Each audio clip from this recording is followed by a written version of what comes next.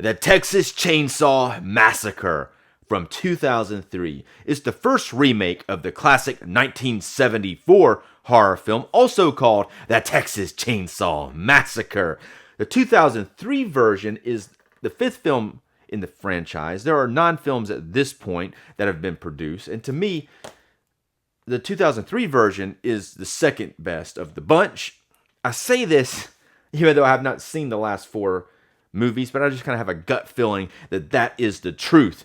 Now, today we're going to take a look at this new 4K UHD release from Arrow Video, this limited edition release of the Texas Chainsaw Massacre 2003. We're going to break this open. We're going to unbox this set. We're going to talk about this 4K transfer. I'm also going to talk about my impressions of this film before, when I saw it back in the day when it was first released, and my impressions of it now. And we're also going to rate this video at the end of this on a scale from 1 to 5, 1 being the lowest and 5 being the highest. I'm Dave Watkins, Watkins Films.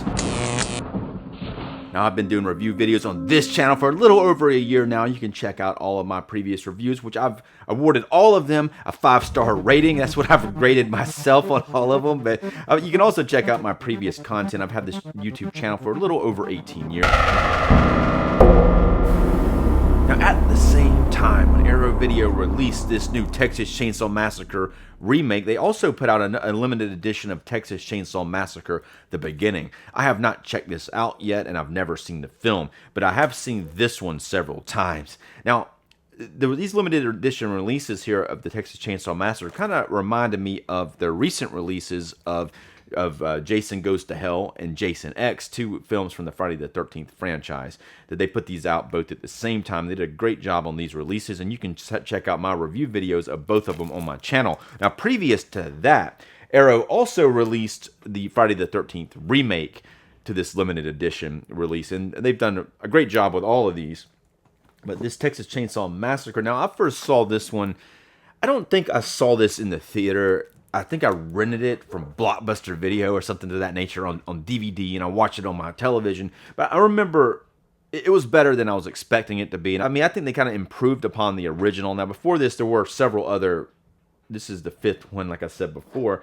Arrow did put out, like, this is an Arrow release of the Texas Chainsaw Massacre 2. Now, this is a direct sequel to the original one. It has Dennis Hopper in it. Now, Arrow did, this is the Arrow UK release with some very awesome cover art. Vinegar Syndrome previously released it in the US, so I ended up double dipping on this one. I think the Arrow release may have a different transfer as well, but I definitely really dig this cover art for this film. But so they did this one, and then they did the third one, which I thought was okay. Ever since the second film in this franchise, they kind of went a little bit more towards horror comedy, and they really went way overboard with that horror comedy. In the 4th one, the Texas Chainsaw Massacre: The Next Generation, that does have Matthew McConaughey in it, but that one it's really hard to watch. It's really messy as far as the way that it's written and the way it's directed and stuff to that nature. So I don't think I've ever made it all the way through that film. Maybe I'll give it another shot one day. We'll see. But this one, they went back to the horror roots, and they made it scary again, like the first one. The first one is quite brutal and quite scary. This one, they did it, but they did this in a 2003 style, and they actually created a new style that they would go on to use in the Friday the 13th remake. The same director who did this, and actually the same cinematographer, and we'll get into those guys here in just a bit. But this one, as far as the way that it goes, it's got like a group of people in a van, and the first 11 minutes of it, there's just it's a pretty cool sequence when these guys are driving down the road, and for some reason it takes place in 1973. Now, you wouldn't really notice this or even think about that had they not. They say it a few times in the beginning, so generally you wouldn't even think, because the way that their attitudes are, they kind of seem to me like that era of people, like from 2003. And when I saw this in 2003, I didn't even realize it was supposed to take place in the 70s, because of the way that they're acting to me seemed very close to the same age group I was in at the time. Now, something that which is cool. It kind of makes it a little more timeless because then you don't have to deal with the technology of the time. I guess in 2003 we would have been seeing some pagers, some beepers, and maybe even some early versions of the cell phone, maybe some flip phones or those Nokia ones that were like really boxy. We may have seen some of that, which would have dated this film a little bit. But since they put it in the 70s, there's no cell phones or anything ugly. Old technology to be seen on screen, so it kind of makes a little more timeless feeling, and it makes some of the things that happen in it, I guess, a little more intense. Now, if we're out in Texas like they are in a rural area of Texas, we're probably not going to have cell phone reception anyway, more than likely. But if they had cell phones, it would have probably fixed a few of the problems that happened here in this film. So what happens? You got these 5 people in the car. And then they come across a hitchhiker, like there's a lady walking down the road, just kind of in kind of a catatonic state. She's been through some trauma. They pick her up, and she sits in the back and starts kind of like mumbling, or not really mumbling, but she's saying things like they're all going to die, all her friends are dead, and all this stuff. And finally, she takes out a gun and she blows her head off. It's a very jarring moment when that happens. She goes boom, and it goes out the back of the car, and it's like, and then there's a pretty cool shot that starts off on the dash of the car, and it goes back through. It goes back through her head and out of the back of the car window to watch out of the car. But that moment, it really changes this movie, and it kind of changes the stakes a lot at that point, because the dialogue it's pretty flowy when it's going. I mean, there's some like eye roll and stuff a little bit, but in general the dialogue flows, and we get to understand these characters before this.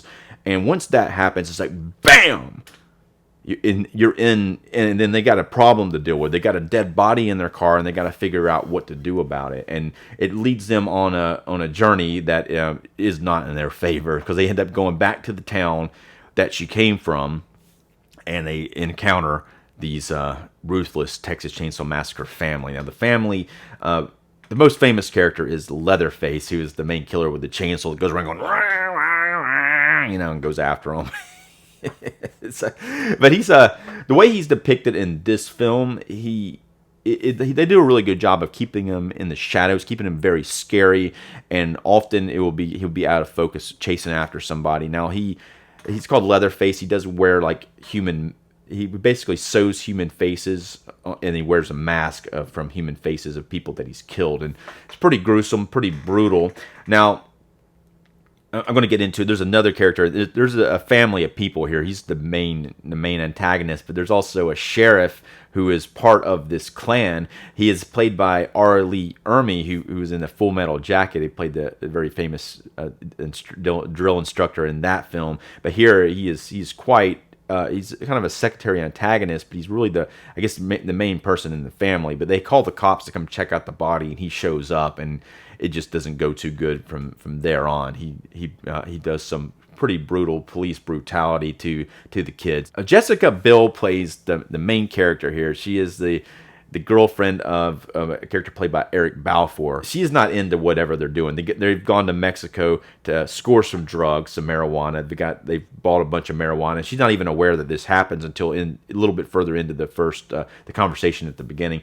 But she's not into any of this. But once the hitchhiker girl kills herself, she's also not wanting to just dump the body and get out of there and run. So she's like she's one of the main reasons why they end up staying in some situations that they probably otherwise would have just gotten out of there in some way. But she looks really good in this movie, and I really like her wardrobe. They really sexualized her. They put her in this white, like, skimpy shirt that's really tight, and some really tight jeans, and she wears a cowboy hat, which is pretty hot as well. But really, like, so you got that going for her. But I do like her performance throughout, because she goes through a lot, and she has to be chased by Leatherface, and just her range of emotions is pretty impressive. As most of the other cast members who have to go through a lot of this, it all seems very authentic in the performances to me. And the way that this is lit, and the way that it is shot. Now, the same director of photography or cinematographer from the original 1974 version of the Texas Chainsaw Massacre, Daniel Pearl, is back for this one. They were able to get him back. He actually kind of there is an interview on here, like a recent interview Arrow did for this release, and he talks about how they weren't just going to automatically just hire him. He had to present a bunch of stuff and talk him into doing it, but he didn't want to shoot it in the exact same way, and he kind of created a new style. Now, him and the director Marcus Nispel had been working on a lot of TV commercials and music videos. So if you look at the way that this is shot and edited, it kind of has a little bit of that going, but there's a lot of quick cuts. It's not my favorite in a dialogue scene. I mean, it kind of works, but when it gets into the horror scenes here, it works exceptionally well. With Leatherface chasing her, it's like they won't stay on one shot for like a long time. It goes boom, boom, boom, boom, boom, and cuts it. And it makes it very intense. And now there is a great deal of violence in this film, but there is some graphic violence in a few parts, but the way that it is presented, you're gonna in your mind think there's a lot more graphic violence than there really is in the film. It's not like, say, the Terrifier films where it goes really graphic with the violence. Now, there's several times where it could go that way, like someone taking that chainsaw and going up the guy's like crotch. And if it was a Terrifier film, it would have just kept going, and we've seen a bunch of guts spill out all over the place. Now, to me, I'm kind of thankful on a few of these deaths where it just happens, and it's pretty obvious that the person's dead, and you don't see all the carnage. But it does show it a few times, and in the few times it does show it, I think is enough to make you think you're seeing it the other times. Like specifically, one guy gets his leg cut off, and then you see a very graphic version of that leg coming apart.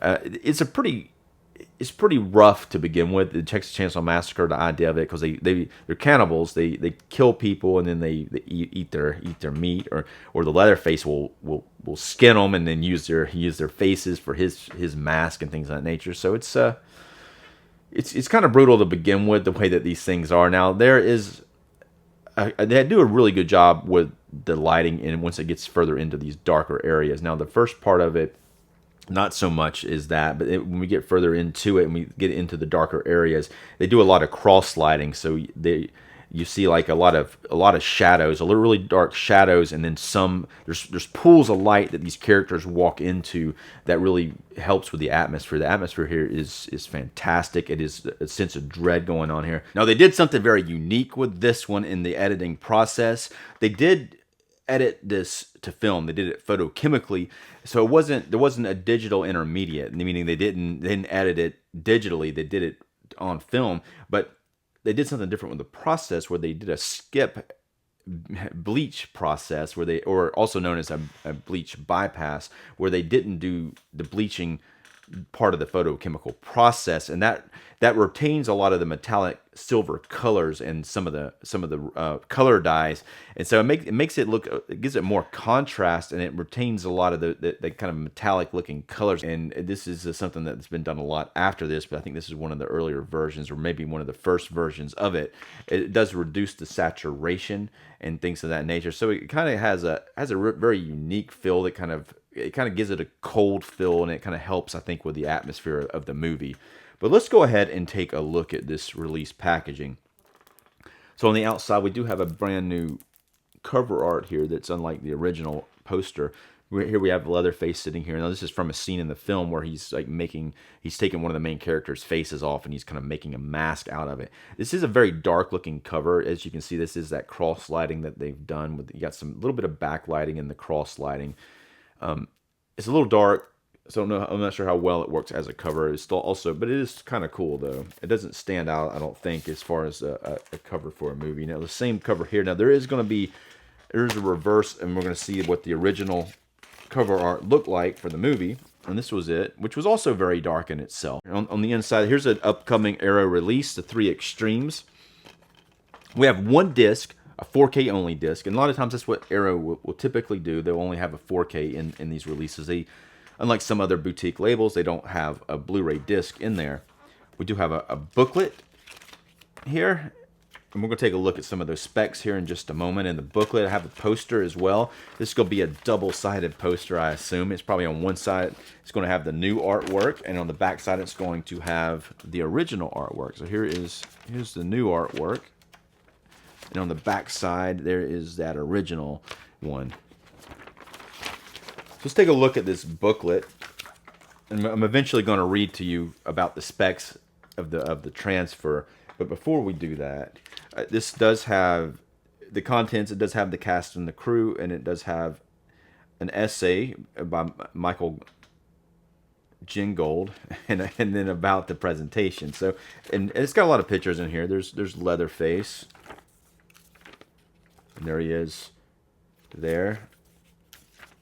And then here's our there's Jessica Bill's character and Eric Balfour's character. Eric Balfour, I remember when I first saw this film, I did recognize him right away because I'd seen him on the show 24. I still like the show a lot, but at the time I was a really big fan of that show, and he played a character in the first season, and he was later, I think in the 6th season, he was one of the main characters. He's a pretty good actor, and there they are in the car. There's a lot of scenes in the car earlier on. And so throughout this booklet, they got a lot of pictures and things like that from the film. So let's go ahead and read about the presentation. The Texas Chainsaw Massacre 2003 has been restored by Arrow Films and is presented in its original aspect ratio of 1:85:1 with 5.1, 7.1, and stereo audio. The film is presented in 4K resolutions in HDR10 and Dolby Vision.